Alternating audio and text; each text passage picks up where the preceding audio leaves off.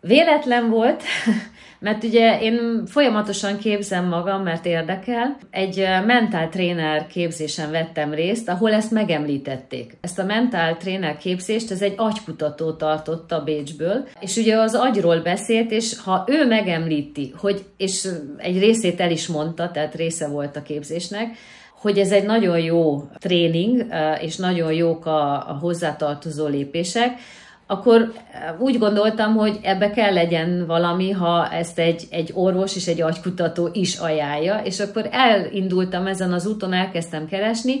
Ez a CETRM-nek nevezzük röviden, ez a svájci egyetem, ugye Zürichből származik, és már nagyon régóta létezik. 2 pszichológus foglalkozik ezzel, és a mai napig kutatják, tehát a mai napig újabb és újabb eredményeket hoznak, és állandóan kiegészítik, új dolgokat tesznek bele.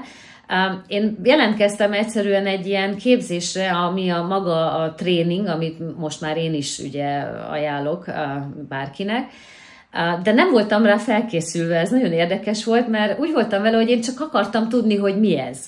És ugye miután végig az embernek dolgoznia kell, tehát te dolgozol magaddal, gondolkozol, nagyon sok az önreflexiós része, illetve a csoporton belül állandóan más konstellációban a többiek gondolkodnak neked, és te gondolkodsz a többieknek.